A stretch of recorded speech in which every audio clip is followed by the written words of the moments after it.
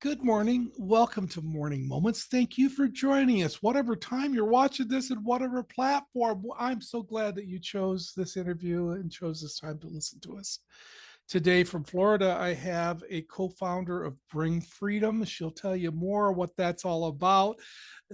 Zona Garrett, welcome to Morning Moments. Oh, thank you so much. I'm really glad to be here. uh, it's great to get connected however God connects us, and great cause, and you've got a lot of things that you've been doing, so share with the audience, what do you do and why do you do it? I am the co-founder of Bring Freedom, which is an anti-trafficking organization that fights trafficking here in the United States. That's fairly unique because we still have a lot of people that don't believe trafficking is happening and that it's happening here in the States. But the journey to getting to being the co-founder of Bring Freedom goes back over 25 years, actually. So I myself was a victim of human trafficking by family members in order to keep a roof over our head. And I had, it was a very unique situation, as in my family struggled with poverty, with drug addictions, with health issues, with many different things like that. And I ended up watching a televangelist on TV and gave my heart to Jesus. And as crazy as that sounds, I'm one of the people that the Lord reached through televangelism right there on my living room floor. And from that point on, it was like Jesus was my friend and was walking me through some very adult situations and some very difficult things. So we fast forward from about 8 years old to about 12 years old, which was 25 years ago, if you can believe it. And I was laying in my bed and I was just kind of crying out to the Lord and just saying, like, I don't understand why this is happening to me. I don't understand, because a lot of times when you are a victim of something like this, you're thinking, what did I do? What did I do wrong? How did I get myself in a situation to be used and abused? And why are some people throwaway people and other people not throwaway people?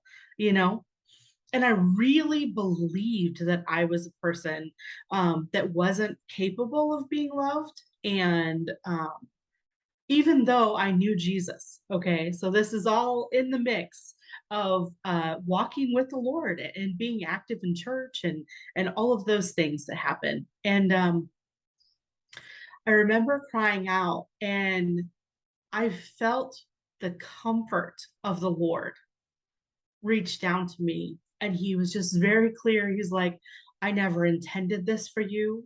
I didn't intend this for your life. This is not what I had um, planned for you to experience. And not only was that very comforting, but it also, he kind of gave me a promise to hold on to. And that promise was that my journey would help women and children in the future. And at that point, I had no concept of what that was going to look like or how that was going to play out or even how the Lord was going to get me from where I was to that at all. I was a very shy kid. I was so shy clear back in school that they didn't make me do oral presentations. So I didn't have to say my presentations out loud or anything because I really was just like, it was not good. So I kind of gave the Lord a chance. I was like, if you really say that I can speak in front of people, I give you the opportunity to change me, because I thought I was the unchangeable one, right? The unredeemable one. And fast forward, I went to a school out on the West Coast, and it never failed. So we traveled and did school assemblies for students that had lost a student body member to suicide or suicide pacts or like sudden death, like school shootings, like really traumatic things. And as we were traveling, it never failed. I would have some random person that would walk up to me and they're like, "Have you ever heard Zephaniah 3:17?" And I'm like, "Yes, yes, I've heard it. I've probably been handed this verse at least 100 times in at least 10 different states." And that verse is something I really, even at that point in this, 18, 19 years old, I still didn't understand that the Lord loved me, but I knew he had saved me and he had a plan for my life, a purpose for my life, because he'd given me that promise. And I didn't know what it was going to look like, but I knew I was taking one step at a time to get there. And I'm clinging to this Zephaniah 3:17 and trying to understand, how does this actually flow with my life? And how does this help me help women and children? You know?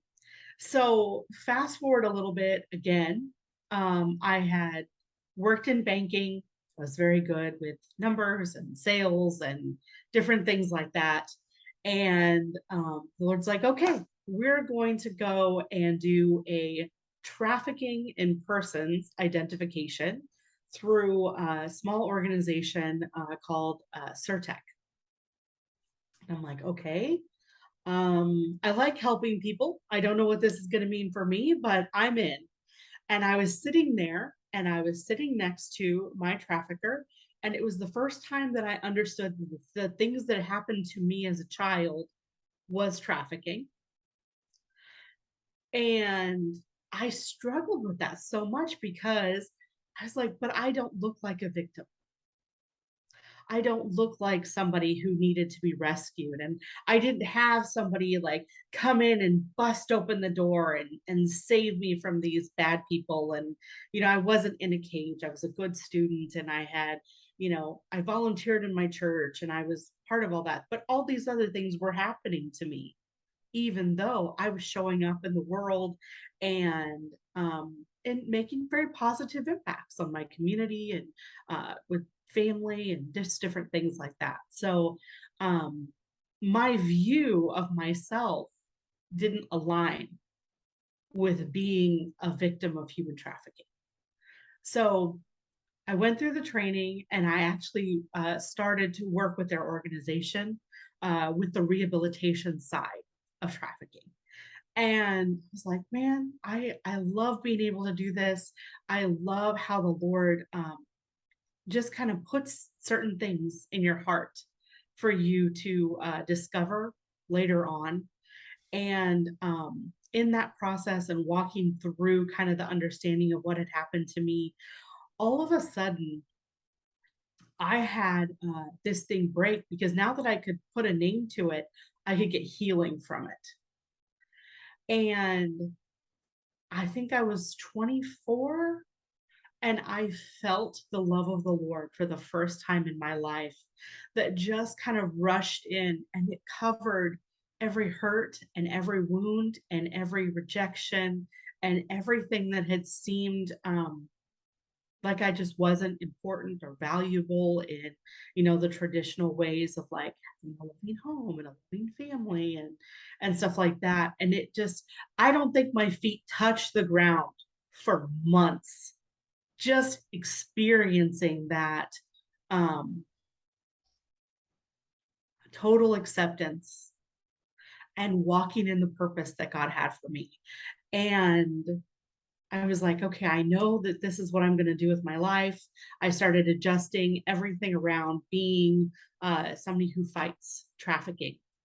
And the the leader of our organization had a widowmaker's heart attack and passed away without a succession plan. And I had moved to open a private base by myself with a group of people. And through some family issues that they had with the suicide of a child. they were not able to continue. So suddenly I was in this foreign place all by myself, away from everyone that I knew. And I was like, Lord, you said I was going to help women and children, but I'm not doing anything related to that. So I did work in some nonprofits. I was working um, even with housing persons who had been houseless, working to get people into domestic violence shelters. So I worked with several counties in North Carolina, building up programs for low income families, tutoring, different things like that, just kind of across um, a wide array of the state. And all this time, I have this heart for helping women and children out of situations that I had been in. And I was like, everybody I know thinks that trafficking looks like the movie The Taken, and they expect it to happen overseas. And I was like, but that's not my story. And I was like, I'm just like the person who did the wrong thing and ended up in the, on the weird side of an issue because, I never looked like a prostitute. I don't have any felony charges, but I still had these experiences happen to me. And so I asked the Lord, I was like, am I really the only one that experienced what I had experienced in the style that I had? But the enemy will do that. Well, he'll make you think that you're the only one that's experienced this, that nobody else's story is like yours, that you're isolated, that you're alone, that people wouldn't understand. And it was crazy to me because I kid you not, the very next time I opened my internet browser, it was a case study in the United States that said 75% of trafficking victims are trafficked by their family member, by an intimate partner, by a parent, or by a close family friend in the United States. And there I had in black and white that this was not a Zona issue. This was not an issue where I was the only one or I was isolated. And the fact of the matter is, I needed to share my story because more people in the United States have experienced trafficking in the way that I did, which is considered familial trafficking, than had ever experienced the taken version of trafficking.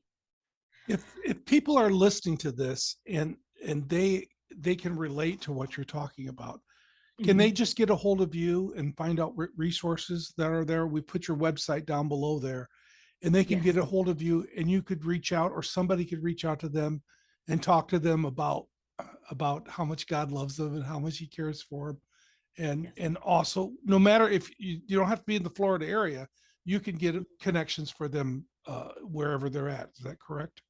Yes, we have connections all across the United States So and even overseas too. some of you have been seeing this and go, well, her story is like my story, and I thought it was so unique. There's a reason you listen today. When it comes to the shame of your past, you could just turn to Him and shame off you. Mhm. He doesn't want us to live in shame. He doesn't want to live us to live in that guilt that we had. He's waiting for you to come so He could set you free today. Yeah. And some of you are listening to this and you're thinking, this is just for me. So I want you to follow up with this. Please check out her website, check out more. When we close this interview today, I want you to take the time and stop right now and pray for Zona. Zona needs your prayers, folks, and you need to practice. So pray that God would bless her in everything that she's doing because the best is yet to come. God's got great and mighty things for her, as well as He's got great things for you. Zona, thank you for joining us today. Thank you for having me on.